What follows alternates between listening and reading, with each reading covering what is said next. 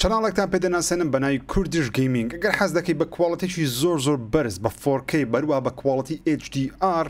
ڤیدیۆ یاریەکان بە کوواڵیتی ڕاستەقینەی خۆی ببینی، ئەگەر پلیستیشن 5 نییە، Xbox Series نییە، حەز دەکەی کوواڵیتی یاریەکان وەکو خۆی ببینی، چەناڵێکی بەناوی کوردیش گەیمینگ سەیری بکەن. لە دیسکریپشن لینکی یەکێ لە ڤیدیۆیەکانی دادەنێم. چەناڵێکە پێویستە لە هەموو گەیمەرێکە بێت تاکو یاریشی بزانی کوواڵیتی ڕاستەقینەکەی چۆنە بیبینی بە کوواڵیتەکەی خۆی. تکا دەکەم بڕۆن سەردانی بکەن، لینکەکەی لە کۆمنت دووبارە دەکەمەوە و لە دیسکریپشنیش لای بندوگمەی لایک دایدەنێم، بڕۆن لایکی ڤیدیۆکەی بکەن، سەبسکرایب بکەن، بنووسن لە ژیرەوە هاتون پشتگیری لێ بکەن. ئەو هەفتەیە چەندین هەواڵی گەورە هەیە. دەتوانم بڵێم نیمچە فەرمیەکمان هەیە لە بۆ GTA 6 وە God of War 3 هەواڵمانە سەری هەیە، پلیستیشن 5 بەکو دەستی مۆبایل. بارەس پێ بکەین. ئەگەر لایکی ڤیدیۆکەی گەورەترین یارمەتیە لە بۆ ڤیدیۆەکەی من وە لە بۆ چەناڵەکەم. ئەگەر لایکیش نەکەی هەر سپاس دەکەم، فەرمونوێترین زانیاریەکان. سەرەتا بێگومان بە گەورەترین هەواڵ دەست پێ دەکەم، ئەویش GTA 6 گەورەترین هەواڵ کە لەو هەفتەیە بڵاو کرایەوە لەلایەن جیسن شرایر، ئەو کەسێک کە تاوە کوێستەیەک هەواڵی هەڵە نەبووە، وە لەلایەن بلومبەرگ بڵاو کرێتەوە کاتە شتێک لە بلومبەرگ بڵاو بکرێتەوە کاتە ئەوانە شەشی دەزانن و قسەکانیشیان هەموو کاتێک فەرمی دەردەچی، بەڵام فەرمی نییە، تەنیا ڕیپۆرتی وانە، بەڵام دەڵێن ئاگادارین، سەو تایم بڵێن نیمچە فەرمیە. بلومبەرگ دەڵێت GTA 6 زۆر بەخاوی بەرهەم دێ، هۆکارەکەشی بە ئەوی دەگەڕێتەوە کەەوە ڕۆکستار ناوێت چەند هەڵەیەکی ڕابردووی خۆی دووبارە بکاتەوە. گەورەترین هەڵەش کە پێیان وایە هەڵەیە ئەوەیەکەوە چەند لە مێژە لە GTA 1ەوە تاوەکو ئێستا گرینجیان بە ئافرەت نەدا، یاخود کارکتەری ئافرەتە ناو یاریەکانی خۆیان بەرن نا، تەنیا GTA 1 بۆ بزانم کارکتەری ڕئیسی ئافرەت بوو، بەڵام لە GTA 1ەوە تاوەکو ئێستا کارکتەر ڕئیسی ئافرەتمان نییە. بۆیەش لە GTA 6 کارکتەرێکی ئافرەت زیاد دەکرێت کە لاتی نییە. هەرچەندە ئەو هەواڵە یاخود ئەو ریپۆرتە ناڵێ یەک کارکتەرت هەیە لە بۆ وەکو یاریکەری سەرەکی و گەیمەر بێ کارکتەر گەمەی ناکەی، ئەو قسەی ناکە، بەڵکو دەڵێ کارکتەرێک ئافرەتە کە تو یاری پێ دەکەیەوەتە پاڵەوانە. و لەوانێ ئەوەش لەگەڵ دەنگۆی ڕابردوو یەک بگرتەوە کە دەڵێن دوانەیەکیە، بەڵام پێشە جێمان دەبوو کە دوانەکە برانە، بەڵام لەوانێ برایەک و خوشکێک بن کە بێکەوە لاتینینە، واتە لە ئەمریکای باشوورن، لەوانێ سەفەر بکەن لە بۆ ئەمریکای باکوور، تۆڵی باکوودای چیان بکەنەوە، یاخود دنیای مافیاگەری ئەو شتانە. مەهیم کارکتەرێکی ئافرەتی لاتینیمان هەیە کە زۆر خەڵک دڵی پێخۆشەوە، زۆر خەڵک دڵی پێخۆش نییە. ئەو شتە ئەو کەسانی کە دڵیان پێخۆش نییە بۆ هەواڵی لە بۆ چەند شتێکی دەگەڕێتەوە کە ئێستا زیاتر باس دەکەم. هەروەها جیسن شرایر دەڵێ نەخشەکە زۆر زەبەلەح دەبی، بەڵام تەواوی نەخشەکەی GTA 6 لە ڕۆژی یەکەم بەردەست نابی، بەڵکو وەکو DLC وەکو دیڵسێکی بە خۆڕایی بەپێی تێپەڕبوونی کات زیاد دەکرێت. کاتی خۆشی بابەتێکی لەو بابەتەمان لە بەرنامەی فرەگژیری باس کردێ کە لەوانەیە GTA 6 ماپەکەی وەکو فۆرتنایتی بی بەردەوام ئەپگرید بکرێ و ئەپدەیت بکرێتەوە، وەشتی نوێ لە بۆ زیاد بکرێەوە، ناوچەی نوێ لە بۆ زیاد بکرێت. هۆکارەکەش بۆست دەگرێتەوە دەڵێت GTA 6 تەنیا کەمتر لە 2 ساڵ لە بەرهەمێنانە، وەکو فول پرۆداکشن. دەڵێت لە مێژە دایاویست بەرهەمی بینن، بەڵام دەرهێنەرەکەین یەک لە گەورەترین پرۆدوسەر دەرهێنەرەکان لە ڕۆکستار ڕۆی کێشەی گەوریان هەبوو ڕۆکستار بە باسی کێشەکانیشیان بکەین. گەورەترین کێشەکە لە ڕۆکستار هەیە هەبوونی کللتورێکی کارکردنە کە دائیمەن چەند کەسێک وەکو بڵێ چەند بەڕێوەبەرێکی گشتی ناو ڕۆکستار کاتی خۆی توانین بڵێن 3 ساڵ پێش ئێستا بە شێوازێک تەعاملیان کردێ کە ئەوان هەموو شتن. کۆمپانیاکەی خۆیان حەفلەی گەورەیان کردێ، مەشروب خواردن، جگەرە کێشان، هەرچی شتێکی ناشیرنە کە لە ناوی لە شوێنی کار بکرێ، ئەو بەڕێوەبەرانە ئەنجامیاندا نیان هێشتی ئافرەت بە ئیسراحەت لەو شوێنانە کار بکە. تەنانەت دەڵێ ئافرەتی لە شوێشان هێنایەتە ناو کۆمپانیەکانی خۆیان لەوێن دەر حەفلەی گەورەیان کردێ، لەبەرچە لەبەرێ پارێکی زەبەلاحیان دەست دەکەوێت لە بەرەمێنانی ئەو یاریە و تێک تو ڕێگەی بەو بەڕێوەبەریاندایە بە ئارەزوی خۆیان تەسەڕوف بکەن.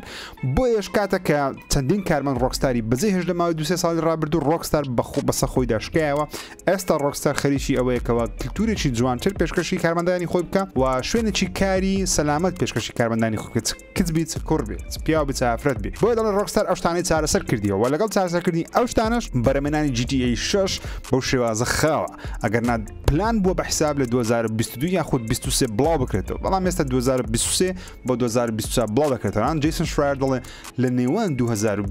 بەهاری 2023 لە بۆ بەهاری 2024 بڵاو دەکرێتەوە ئەگەر دوان نەخرێت. دەربارەی ئەوەی کە کوواڵیتی یاریەکە چۆن دەبی، جیسن شرایر زۆر معلوماتی لەسەر نەدا، بەڵام دەڵێکەوە یەکێک دەبێت لە گەورەترین و سەرنجڕاکێشترین ئەو یاریانی کە ڕۆکستار لە مێژووی خۆیدا بەرهەمی هەیە و یەکێک دەبێت لە گەورەترین ئەو یاریانی کە لە مێژووی ڤیدیۆ یاری بڵاو کرێتەوە. ئەوەی گومانەوە ئێمە هەمومان هیوامە بەڵامان بەرزە لە بۆ ڕۆکستاری کە ڕۆکستارەکە کار بکە کاری ناوازە دەکات و کانسڵکردنەوەی GTA 4 ریمیک و Red Dead Redemption 1 ریمیک وەروەها ئەپگرێدی Red Dead Redemption 2 لە بۆ PlayStation 5 و Xbox Series کە ئەو پرۆژانە کانسڵ کرانەوە هەمووی لە بەخاتری GTA 6 بوو کە تاوی کارمەندەکانی خۆی بخاتە سەر GTA 6 و هەفتەی ڕابردش باسیەوەمان کرد کە زیاتر لە 230 کارمەندی نوێی تعین کردی لای خۆ ڕۆکستار لە بۆ ئەوە GTA 6 ئێستا حالیان لە فول پرۆدەکشنە و جیسن شرایر باسی ئەوەی ناکە کەکەی لۆگۆیەک یاخود تریلەرێک لە بۆ GTA 6 بڵاو دەکرێتەوە بەڵام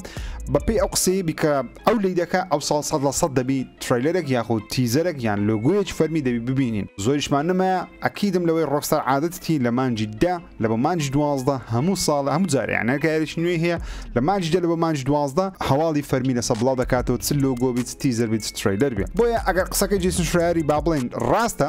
دەبی لەو ماوەی تریلەرێک یان تیزەرێک ببینین و یاریەکەش لە نێوان 2023 بۆ 2024 دەبی بڵاو بکرێتەوە ئەچەندە من وەک خۆم پێم وانیە ئەو یاری 2023 بڵاو بکرێتەوە پێم وایە 2024 لەبەرەوەی تاکو ئێستا ئیسمان لێ نەبینیوە جگە لە تویتێکی ڕۆکستاری نەوی کە بە فەرمی دەڵێ کار لەسەر GTA داهاتوو دەکەین ناوی GTA 6 نانی تەنیا لە GTA داهاتوو بەڵام ئەکید هەر GTA 6 و زۆر مناقەشە هەبوو لەوەی کە ماپەکە بزەبت لەسەر کوێ دەبی جیسن شرایر بە فەرمی ڕاگەیانکەوە ماپەکە مایامیە واتە ڤایستیە بەڵام بە سەردەمێکی نوێ و بە سەردەمێکی کۆن یعنی باسی دوو سەردەم دەکات پێم وابی باسی سەردەم وەکو سەرەتای GTA 5 کە چۆن باسی ڕابردوو دەکە سەرەتا چیرۆکی کە لە GTA 5 یا سپۆیل ناکەم مایکل و جەماعەتەکە لە ڕابردوو باز دەکەنا بەفرەکەیت بەڵام دوای دێتە چەندی ساڵ دو هاتوو دێتە ئێستا لەوانەیە شتێکی هاوشێوە تاقی بکەنەوە ئەو شتێک کە پێم وایە ڕوودەدا هەبوونی ئەو دەنگۆی بە قوتێکە پێم وابی دو ساڵەکە بڵاوکرێتەوە دەڵێن GTA باسی چەندین ساڵ دەکە و بە پێ تێپەربوونی کات باڵەخانەکان شێوەیان دەگۆڕدرێ ئۆتۆمبیلەکان دەگۆڕدرێن پێم وابی شتێکی لۆ بابەتەیە لەبەرەوەی تاکو ئێستا ڕۆکستار ئەو شتەی نەکردیە بەڵام جیسن شرایر ئەو شتێک کە ئەپلیکیشن شرایر باسی دەکە هەموو یاریەکان GTA بەو شێوازەیە پێم وانییە ئەو شتێکی زۆر نوێگەری گەورەبی لە ناو جیهانی ڤیدیۆیاری یان GTA 6 خۆشە بیکەی بەڵام ئەگە تەکنیکێکی نوێتیدا نەبی مەسەن تەکنیکە نوێگەی GTA 5 هەبوونی سێ کارکتەر بوو لێک وەختێ توانانی بچی سەر کارکتەرەکان ئەو جارەکە دوو کارکتەرمان هەبی بەڵام ئەگە بێت و جیهانەکە بەردەوام ئەپدەیت ببتەوە گۆڕانکاری کات و زەمانی بەسەردابێ پێم وایە سەرنجڕاکێشتر دەبێت ئەوە تەواوی ئەو معلوماتە نیچە فەرمیانەیە کە لەسەر GTA 6 بڵاو دەکرایەوە تاوەکو ئێستا بلومبرگ پێم وابی ئەوە معلوماتی زیاتریش هەڵدەگری لە هەفتەکانی داهاتوو هەر شتێکی نێوانزانی ئینشاءالله پێتان دەڵێم بینە سەر FIFA 23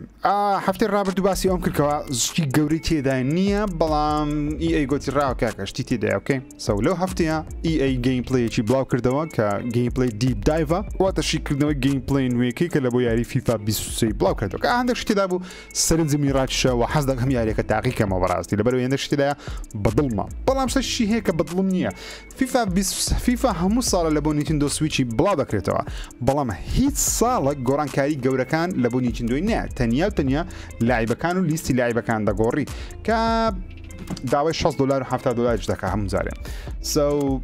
EA کەمان لۆ FIFA 23 هیچ گەیمپلەیەکی نوێ لە بۆ نیتندۆی نییە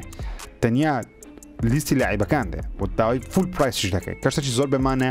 و پێویست ناکە کەس لە نیتندۆی فول پرایس یاری FIFA بکڕی بە دۆلاری قەینە وەڵام قەت فول پرایس نێ ئۆکەی ئەو شتە نوێیانە چێکە لەوە FIFA 23 دێ بەڕاستی چەند شتەکەم یەکەمیان هەبوونی وەکو باسمان کرافتی ڕابردوو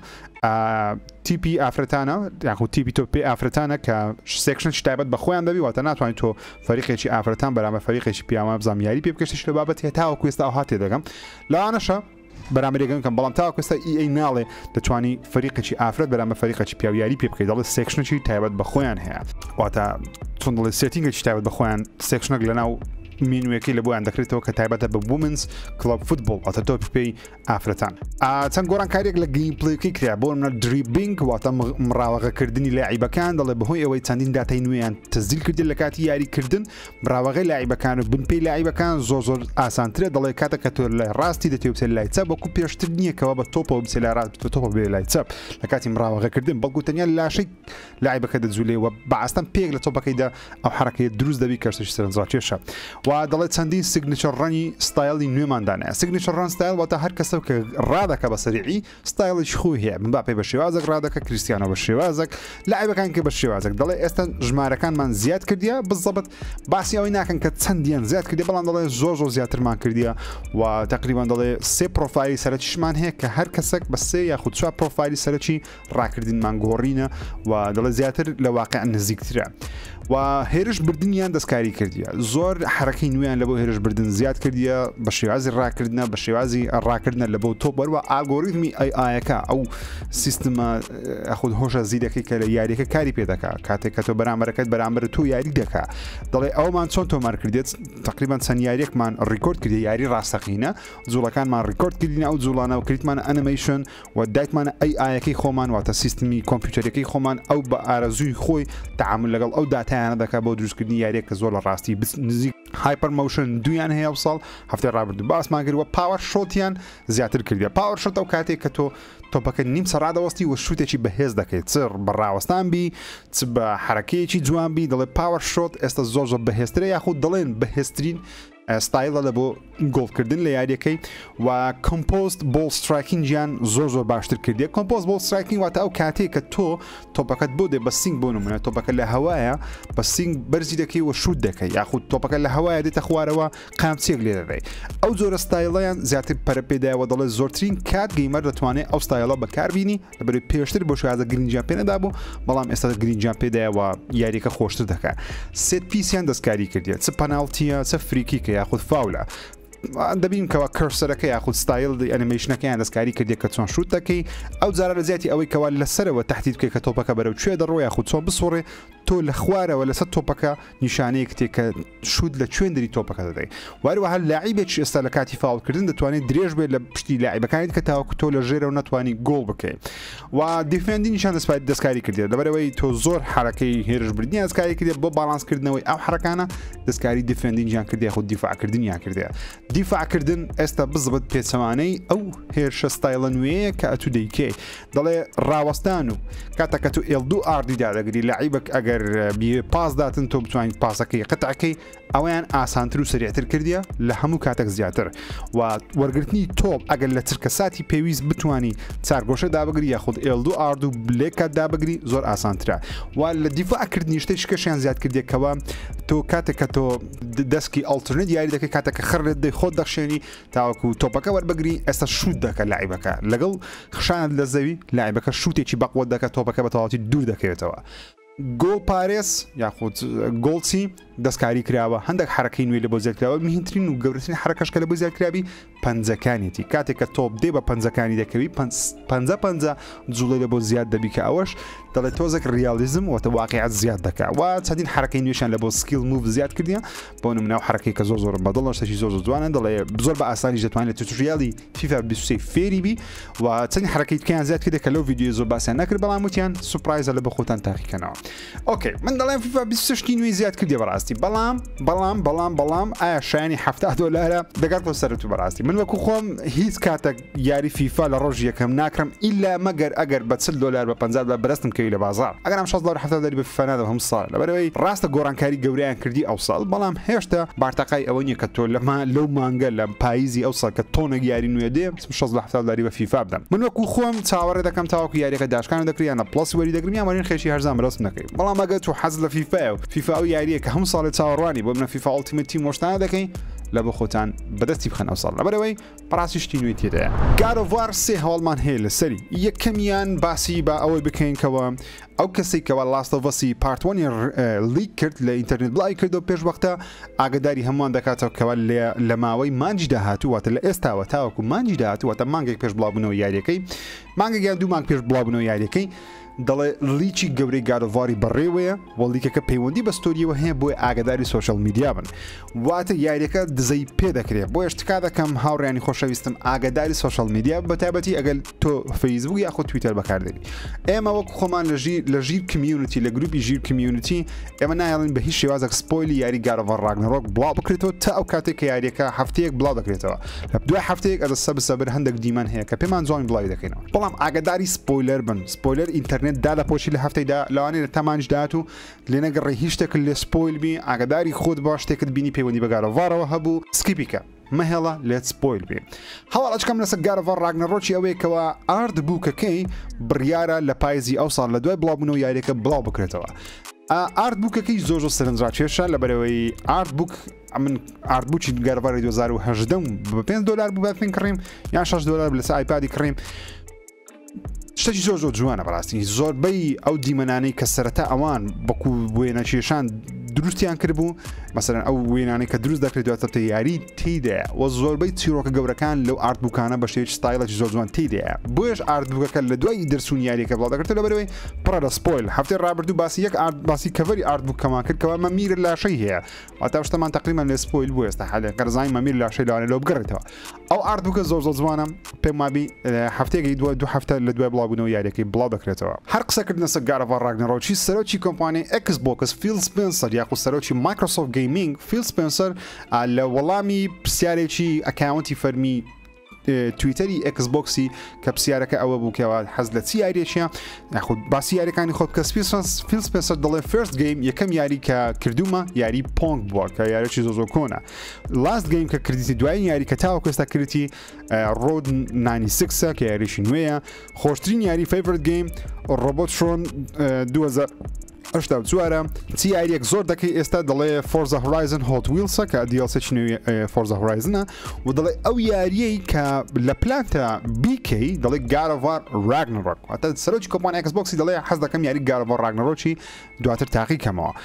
بەڕاستی ئەوە شتێکی جوانە نمونەیەکی جوانی دنیای گیمینگە کە کۆمپانیای Xbox باسی God of War دەکەن حەزیان لە God of War و تایبەتی فیل سپنسەر کە سەرۆکی Xboxە لە هەفتەکانی ڕابردوو باسیەوەمان کردکەوە کۆڕی بارلۆک دەرهێنەری یاری God of War باسیەوەی کردووە کە پێویستە تۆ یاریەکانی Xbox و نیتیندۆش تاقیکەوە لەبەرەوەی جیهانی یاری واتە هەموو یاریەک نمونەیەکی جوانە هیوادارم ئێوە و منی و هەر هەمومان بێکەوە دەرسی لێوەربگرین واز دە فان بۆیەتی بینن بە تایبەتی لە گروپەکان هیوادارم بەدڵتان بی و لەسەر ئەوستایڵە ڤیددیۆ وێنە و قسە بڵاو بکەینەوە بێمە سەر ئەبدێتێکی یەکجار زەبەلاح کە زۆر چاوەڕوانیمە لە بۆ پلیستیشن 5 لە کۆتاییدا فۆڵدەر لە بۆ پلیستیشن 5 زیاد دەکرێت کە من زۆر حەز دێت لەبەرەوەی ئەمە خاوەنی تۆنە یاریمە دەمەوێت یاریەکان بە جوانیە فۆڵدەر دابن سەر پلیستیشن 4 کاتی خۆی بەسەر فۆڵدەری ئەساسنم هەبوو فۆڵدەری God of War هەبوو فۆڵدەری فاکرایم هەبوو لە منە یاریەکان هەموو جیا کردبووە بەڵام ئێستا لەسەر پلیستیشن 5 شتەمانیە بەڵام شتێک زیاد دەکرێت بە ناوی گەیم لیست کە هەموو کەسێک دەتوانێت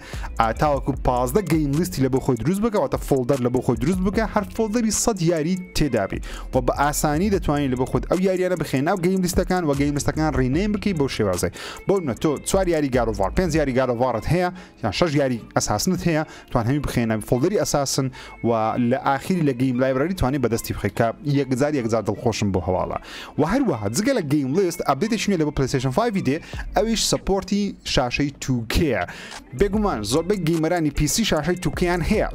زۆر خەڵک لەوانێ شاشەی 4K پێ نەکردرێ وەکو مۆنیتەر وەکو تیڤینا وەکو مۆنیتەر لۆیش 2K بەڕاستی گرینگە بۆ نمونە من شاشەیەکی 4K-م هەیە وەکو PC بەڵام ئەگەر تو شاشەیەکی 2K هەبی و نەدەتوانی پێشتر لەسەر بە پلیستیشن 5 لەسەر شاشەی بە 2K یاری بکەیت دەبای بە 1080 یاری بکەیت بەڵام ئێستا کواڵیتی 2K بەردەستە پلیستیشن دەڵێ ئەو سپۆرتە لە ڕێگەی ئەبدێتی داهاتوو بەردەست دەبیتن واگە شاشەکەت ڤێژنی 2K هەیە دەتوانانی بە 2K یاریەکەی بکەیت ئەگەر شاشەکەت 4Kش بی ڤێژنی 2K هەبی دەتوانانی بە 2K یاری بکەیت وای دەڵێ یاریەکان لە مەودووە سپۆرتی 2K دەکەن لەوانەیە زۆر یاری هەیە 6 فریم نەبی لە 4K بەڵام 6 فریم دەبی لە 2K کە ئەوەش سوودێکی گەورەی لێ وەردەگیرە بەڕاستی گەیمەرێکی زۆر داوای ئەو ئەبدێتی کرد و پلیستیشن بەردەست خست وەروە ئۆپشنێک بەردەست دەخەن بۆ ئەوەی تۆ جیاوازی نێوان ستودیۆ ئۆدیۆ بکەیت لەگەڵ 3D ئۆدیۆ ستودیۆ ئۆدیۆ بۆ نمونە ئێستا من مەسەڵەن ئەو هێدفۆنە بەکاردێنم گوێگرتن لەو هیدفۆنە بە ستودیۆ ئۆدیۆ 3D ئۆدیۆ نییە بۆ نمونە ئەو ستودیۆ ئۆدیۆواتی چیە دەنگ لە لای ڕاست جێ دەبی یاخود لای چەپ جێ دەبی مثلا کارکتەرەکە بێتە لای ڕاستە ئەگە بێتە لای چەپ لای چەپە بۆ منە لەکنگۆ عکسە ڕاستە بەس مهم لە 3D ئۆدیۆ بەو شێوازەینە لە 3D ئۆدیۆ سەرێ و خوارێش تێ ئێرە تێ هەموو لایەک تێ پشتەوە تێ هەموو تێ ئەو پێدێت 3D ئۆدیۆ PlayStation 5 و Xbox Series و زۆربەی کۆنسۆڵە نوێیەکان یاخود سیستمی نوێی کۆمپیوتەریش پشتگیری لە 3D ئۆدیۆ دەکات بەڵام پێویست بە هیدفۆنەکە کەوا 3D ئۆدیۆی هەبێت دەڵێ وەکو تێستێک بەردەست دەبێتن لە بە خۆتوانی بتوانین جیاوازەکەیان چیە و چ نییە هەر لەو ئەپدەیتە چەند شتێکی نوێ زیاد دەکرێت بۆ نمونە in progress activity دەتوانی بە ئاسانی بچێنە و ئەو یاریکەوە مەسەرەن لە شوێنێکی کەوا تەنیا چەند حرەکەیەکت ماوە ترۆفیەک بەردەست بخەی یەکسەر دەتوانین ریزیوم ئاکتیڤیتی دابگرین دەچێسە ئەو شوێنێک کە ئەو ترۆفیە بەردەست دەخی یاخود ئەو شوێنێک کە ئەو مەرحەلەیە پێویستە تەواوێکی تاوەکو ترۆفیەک بەدەست بخەی کاوەش لە بۆ گەیمرانی حەزیان لە ترۆفی هەنتەریە شەشی زۆر باشە و چەندی سوشال فیچەری نوێمان هەیە بۆ نمونە لە ڕکوێت شێر سکرینمان هەیە بۆ منە تۆ هاوڕێک تێ یاریەکی دەکە بۆ لە دیمن سۆڵز دەکە دەتوانی پێی بڵێ کاکە دەتوانی سکرینەکەی خۆت لە بۆ من شێرکی تاوەکو منیش سەیری بکەم ڕکوێستەی دەنێری ئەوش دەتوانانی وەڵامت بداتەوە و جوین گروپیان دەستکاری کردیا بە شێوەیەک وەروەها دانانی ڤۆیس مەسیجیان بەو شێوازە دەستکاری کردیا ئابدێتێکی گەورەیە بەڕاستی پلیستیشن لەو یەک دوو هەفتەیە چەندین گۆڕانکاری گەورە لە بە پلیستیشن 5 بەردەست خست و ئێستاش بەردەست دەخاتن لە بۆ داهاتوو ئەو ئەبدەیتانە لە بۆ ئەو کەسانی کە پلی تێستەرن کە بۆتە بەسەر چۆن دەڵی پێشوەختە حەز دەکەن شتەکان تاقیکەنەوە بەڵام ئەگەری مشکلیان هەیە بەسەرەن بێتایە تاقیکاریە دەتوان لە بۆ خۆیان بەدەستی بخەن من پلی تێستەر نیم لەبەر پلیستیشن 5ەکەم بەخۆ پلی تێست بەکارنیانم تەنیا دمێ یاری کەم نامە کێشەی هەبی ئەو دێتە ئەکیدم لە ماوەی ئەو پەڕی تا مانگەی دیکە بڵاو دەکرێتەوە شتێکی یەکجار سەرنجڕاکێش کۆمپانیای بلاکبۆن لەگە پلیستیشنی ڕێکەتینە بۆ دروستکردنی کۆنترۆلەرێکی پلیستیشن 5 بە هەبوونی هاپتیک فیدباک و نازانم چ گێڕ و تەرتیبات شتەکان هەز جیاوازەکەی پلیستیشن 5 بەڵام لە بۆ مۆبایلی وهروەها ئەپی PS ریمۆت ئەگەر ئینتەرنێتێکی باش دەبی بە PS ریمۆت دەتوانی یەکسەر سەرجەم ئەو یاریانە بکەی کە لەناو پلیستیشن 5ەکەت هەیە وهروەها بە ئەپی بلاکبۆنی دەتوانیت بەشێکی زۆر لەو یاریانە تاقیکەوە کە لەسەر پلیستیشن 5 بەردەستن بە مۆبایلەکەی خۆت چ ئاندروید بی چ iOS بی تقریبا ئەوە لاساییکردنەوەیەکی مایکرۆسۆفتیە لە بۆ مەسەلەی گەیم پاسی مەسەلەی کلااود گەیمینجی بەڵام بە شێوازەشی جیاواز پلیستیشن ئەو کارە دەکە واتە لایسنسی دایتە مەسەلەن عقدی کردی لەگە بلاکبۆنیەوی شێ بکە بلاکبۆنی شەکەی دەکە بەڵام پلیستیشنیش هاریکاریتی لە دابینکردنی خزمەتگوزاریەکان و وەروەها دابینکردنی هاپتێک فیدباک بۆ شتانە حەز دەکەم لە ڕۆژی یەکەم ئەو شتە تاقیکەمەوە بەڕاستی و شش سەرنجڕاکێش دیارە جارێ تەنیا لەسەر ئایفۆن بەردەست دەبی دوای دێتە سەر ئاندرۆیدیش بەڵام هەڵ یەکەمیان لەسەر ئایفۆنی و چەندین فیچەری جیاواز بەردەست دەی بۆ ناگە پێگە یارێکی بکەی وەکو گۆست ئۆف سوشیمای دەتوانی ڤیدیۆ کەتکەی ڕاستە خۆ لە مۆبایلی بستە ناو مۆبایلەکەت و ئەپی بلاکبۆن UIچی هەیە وەکو پلیستیشن 5 یاریەکان نیشان دەبڕاستی ئەگەر یاریەکانت هەبی دەتوانانی یەکسەر لە ڕێگەی ئینتەرنێتی لەسەریان تاقیکەوە ئەوە لە سەردەمەکی باشە گە بێت و ئینتەرنێتی 5G زۆر پێشکەوتوبی لە وڵاتەکەت لە کوردستانەکە 5G هەبی 5G هەب و لەسەر مۆبایلەکەت هەبوو بەفشە دەتوانانی ئەو یاریانە بکەیت چۆن کلااود گەیمینجی ئەکسبۆکسی ئەگەر 5G هەبی بەفشە توانی هەموو یاریەکە لە بەرەوەی ئینتەرنێتەکە سریعە بەڵام ئینتەرنێتی خاو ئەنجامدانیان زۆر باش نین و هەروەها جگەلەوەی کەەوە یاری پلیستیشن 5 پێ دەکرێت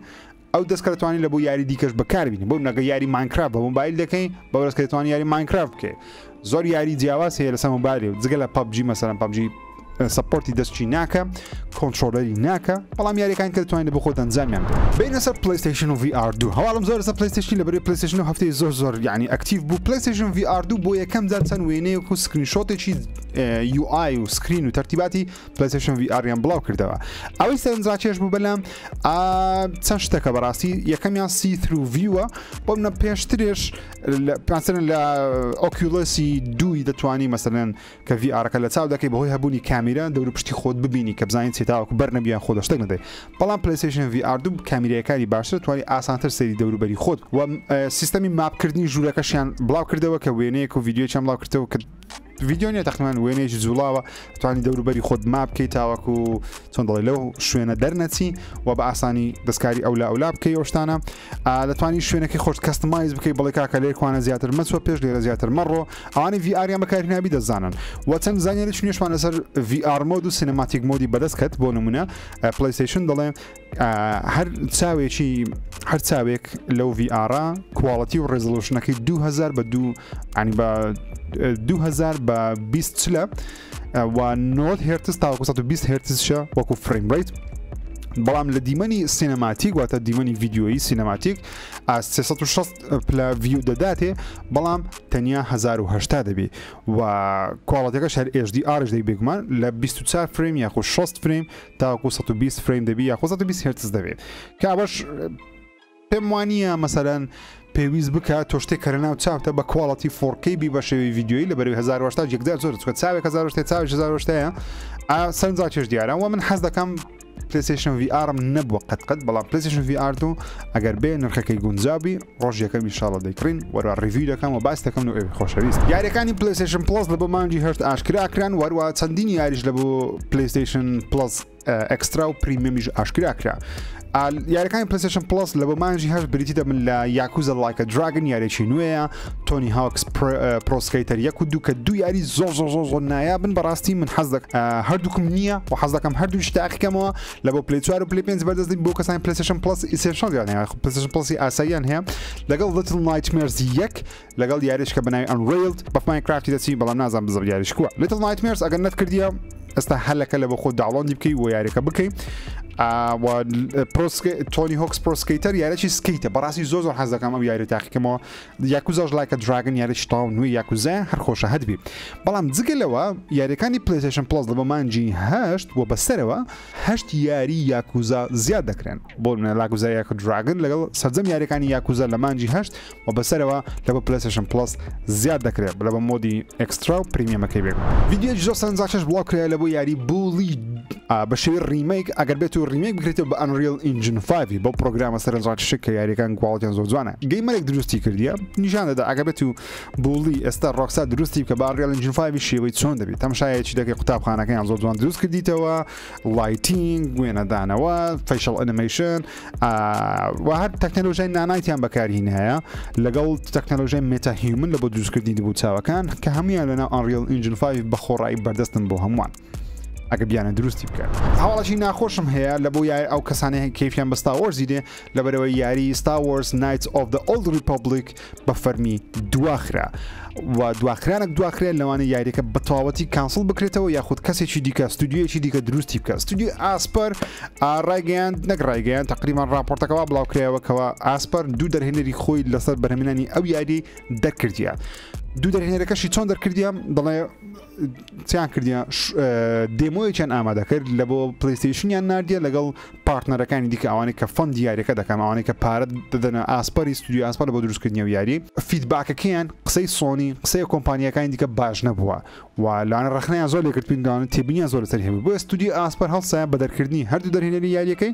واروە پرۆژەکەشی پاوس کردیە و ئێستا حالیان لە دوو ئەوەی دەگرن پرۆژەی دیکە وەربگرن تاوە کاری لەسەرکەوە ئەو یاریە بە فەرمی دوا دەخرێ و پاوس دەکرێت هەرچەندە بڕیار بوو یاریەکە ئەو ساڵ بڵاو بکرێتەوە بەڵام بە شێوەیەکی واقعی قسەی بکەن ئەو ساڵ بڵاو نەدەبوو لەوانە تاوەکو 2025 یاریەکە بڵاو نەکرابێت لەبەر تازە دەستی بە بەرەمێنان کردووە بۆ قسەیبی ئازوو ئەو یاری نابین ئەگەر بێت دواش بخرێت دوار بخرێت Star Wars Knights of the Old Republic ڤێژنی کۆنەکەی یاخود ئەو کێکەم جا بڵاوکرێەوە تاوەکو ئێستاش بە باشترین یاری Star Wars دادەنرێ و یاریێکی زۆر سەرنجاوی چێکە لە باشترین یاریەکانیش لە مێژوودا بۆیە گەیمەرێکی زۆر دڵخۆش بوون کاتی خۆی کە ئاشکراکرێ پار بۆ بزان ماشراکرێ وتیانە بە PlayStation 5 ویدیۆ سەرەتا دوایە سە PC و Xboxیش بەڵام بەداخەوە یاریەکە بۆ شێوازە بەرهەم هاتیە و بۆ کێشەی زۆرە هیوادارم ستودیۆیەکی دیکە یاریەکە هەڵبگرتەوە و بە فەرمی یەکسەر کاری لەسەر بکە یاریەکەمان زوو لە بەرهەم بینی ترەیلەرێکی یاخود تیزەرێک یاخود دێمۆیەک یاخود هەر ناوی لێدەنەی زۆر کورتی چی سرکەیە 6 کیلۆ بابەتەی لە بۆ یارێک بڵاو بەناوی Death in the Water 2 یاریەکە بەشیەکەمی هەیە سەیرم کرد بەشیەکەمی شێ بەڵام نازم بەشێکەم لۆ نەدیتە ئەو بەشەی سەرنجاکەش دێرە کوواڵەتەکە لە چاو بەشیەکەم زۆر بەرز کرایتەوە و ئەو یاریە ئەگەر سەیری بکەیت تەنیا لەژێر ئاوە ڕوبەڕووبوونەوەی درندەی لەژێر ئاو بەڵام بە کوواڵەتێکی جوان و یاریەکەش تەنیا لە دەستی سێ کەس یان دوو کەس دروست دەکرێت کە تاکو ئێستا دیارێکی بڵاو دەکرێتەوە بەڵام ئاگاداری ئەو یاری بن لەوانێت داهات و خەبەری زیاتر لەسەر بڵاوکەمەوە Ubisoft وەزعی باش نیە بەڕاستی Ubisoft ئەو هەفتەیە کۆنفرانسێکی لەوە بەڵندەرەکانی خۆی کرد لەسەر پشکەکانی خۆیان و تۆنە گیاریان دواخست تۆنە گیاریان کانسڵ کرد با باسییان بکەین سەردا گەورەترین یاری کە دوایان خست یاری Avatar Frontiers of Pandora بڕیار بوو ئەو ساڵیان سەرەتا ساڵدات و بڵاو بکرێتەوە بەڵام ئێستا بە فەرمی دواخرێ ئەکید مەتە 2024 ژە یاریە نابینین لەبەرەوەی بە قسەی خۆیان بی سەرۆکی کۆمپانیای Ubisoft دەڵێن دەمەوێت یاریەکە پرفکتی واتە ئێستا پرفکت نییە زۆر تاو نایاب نییە دەیانێت پرفکتی کەم بە حساب کتاب بەڵام کێشەیان زۆرە یارێکی دیکەیان کانسڵ کردەوەواتە خلاص ئەو یاری هەر وجودی نەما یاریەکەیان کوشت یاریەک بوو کێشتە بڵاویشان نەکردبەوە بەڵام گەیمەران زۆر لێنە ڕازی بوون لەبەرەوەی شتێکی زۆر دووبارەیە باتڵ ڕۆیال بوو ئەویش یاری Ghost Recon Frontline کە پار ئاشکراکریان ئەپار بووە ساڵ نازەمان لە بیریشمەکە یاشاکرێت لەبەرەوەی زۆر سەخیفۆیە یاریە پڕ دیسلایکترین ڤیدیۆی Ubisoft-یان کرد لە مێژوودا ئەوەندە دیسلایکیان لێدا لەبەرەوەی هیچ شتێکی نوێی تێدا نەبوو تەنیا باتڵ ڕۆیاڵە بە شێوەیەکی وەکو فۆرتنایت دەتوانی مەسەلەن Ubisoft بەخۆش نەیزانی چۆن ڕکلام لە ئەو یاریە بکە بۆیش یاریەکە فەشەلی هێناوە دواخرێت دەڵێ یاریەکی Splinter Cell بە شێوەی VR کە لە بەرەمێنان بوو ئەوی لە بۆ ئۆکیولەسی دوی فەیسبووکی لەبەرە من نبوو ئەو یاری سپلینتەر سێڵ کانسڵ کرایەوە خلاص بەڵام یاریەکەی سپلینتەر سێڵی فەرمی ڕیمێکەکە کانسڵ نەکرێتەوە واتە سپلینتەر سێڵ هەڵدێ ئەوەی کە ڕیمێکە بەڵام سپلینتەر سێڵ VR بە فەرمی کانسڵ کرایەوە دەڵێت دوو یاری دیکەشیان کانسڵ کردەوە بێ ئەوەی کەەوە ئاشکراش بکرێتەوە تا نازان یاریەکان هەرچنە بەڵام Ubisoft کانسڵی کردەوە لەک نەخۆیان لەوانەیە زە تەنیا بیرۆکەیەک بووبی یاخود بە فەرمی لە بەرەمێنان بووبی مهم Ubisoft ئێستا حالیان وەزعی باش نییە باشترین شت لە بۆ Ubisofتی ئەوە بووکەوە کۆمپانیایکی زەبەلاتر بیکردەوە زۆرم پێ ناخۆشە تەنانەت گەورەترین هەواڵژاوەیەکەوە Ubisoft یاری Assassin's Creed Riftیشی دواخستیە ئەو یاریکەوە گوتمان باسی بەغداد دەکا کە وتمان لەوانێ مانجی نۆ ترەیدەری لێ ببینین Ubisoft سەرتا پلانی وابوو ئەو یارە لە مانجی 10 یاخود 11 ئەوسا بڵاو کاتەوە بەڵام دوای خسە لە بۆ ساڵی داهاتوو کەواتە Assassin's Creed ئینفینیتیش ئەو یاریە ئۆپن وۆڵدا جیهانە کراوەکەی ئۆنلاینە مەڵتیپلێرەکەی وەکو فۆرتایت و ئایپێکس و ئەوانەیە کە بەردەوام ئیڤۆڵ دەبی بەردەوام پێش دەکەوی ئەویش دواخرێ لەوانەیە ئەویش تا 2 ساڵی دیکە نەبینن ئەو ساڵ چی یارێکی Ubisofتی دەبینین نازانم نامە هیچ یارێکی Ubisoft بینم کە تەواو نەکراوی بەڕاستی هیوادارم Ubisoft بەخۆی دابستەوە لەبەرە یاری زۆر ناوازیان هەیە IP ناوازیان هەیە بەڵام نازانم بە تەواوی دروستی بکەن یاخود گرنگی پێ نادەن لەوانەیە DLCێک لە بۆ یاری Horizon Forbidden West ببینین لەبەرەوەی ئەو کەسەی کەوا ڕۆڵی ئالۆی دەجێڕی یاخود بە جسم بەلاشە ڕۆڵی ئالۆی دەجێڕیکەوە مۆکاپی دەکا کە جلوبەرجی و جلوبەرگە تەکنیشەکە لە بەدەکە کە بۆ تۆمارکردنی حرکاتەکان لە نیستگرامەکەی خۆی بڵاوی کردەوەکەوە خەریکی شتێکە ئەکید شتەکەش چییە Horizon Forbidden Westە لە بەرەوەی DLC لە بۆ بەرهەم بیرن کاتی خۆشی Frozen Wildsیان بڵاو کردەوە کەوا DLC بوو لە بۆ Horizon 1 Horizon دوش ئەکید DLC لە بۆ دێسە و چاوەڕوانە یاریەکی دیکەش دواخراو هەفتەیە یاری The Lord of the Rings گۆڵدومە کە هەمومان دەمانگۆ و یاریە جوان دیار نییە گرافێکی بە پلی 2 پلی 3 دەچی ستودیۆکە گوێ لێ بوو گوێ لە قسە گەیمەران بوو و یاریەکەیان دواخست بەبێ ئەوەی کەوا بڵنکی بڵاو دەکرێتەوە ئیشاءالله دەستکارێکی گەورەی دەکەن بەڵام زەحمەتشە بۆ شێوە دەستکاری بکەینکەوە هەمومان ڕازی بین بە کورتی پێتان دەڵێم کەوا جۆن سینا لە بۆ فۆرتنایتی زیاد دەکرێت حرەکەی یوکێنسی میشی تێدا بەدەستی دەخەن نایخن کیفی خۆتانە بەڵام هەشتێ من دڵم پێ خۆشەوە حەز دەکەم تاقیشی کەمەوە هاتنی سپۆنج بۆ بیە لە بۆ یاری ماینکرافتی وەکو دیلسیەک دێ وەروەها سێکشنەک یاخود ماپەچی نوێ لە بۆ یان ماینکرافتی زیاد دەکری ئەگەر ئەو دیلسێت هەبی لەژێر ئاو وەکو سپۆنج بۆبی وەکو یاری ماینکرافتی دەتوانانی بیڵ بکەیت لەوێ بژی کارکتەرەکانی کە ببینی 1000 سەرنجا کێشە و سپۆنج بۆ بم خۆش دەوێت ماینکرافتیشم خۆش دەوێت هیوادارم شتێکی زۆر ناوازەش دەربچین چاوتان ماز دەکەم ئەڵلقەیەکی دوور درێژ بوو لەبەرەوەی زانیاری و معلوماتی 1000 زەبەلاحمان هەبوو تا هەفتی داهاتوو چاوتان ماز دەکەم خواتان لەگەڵ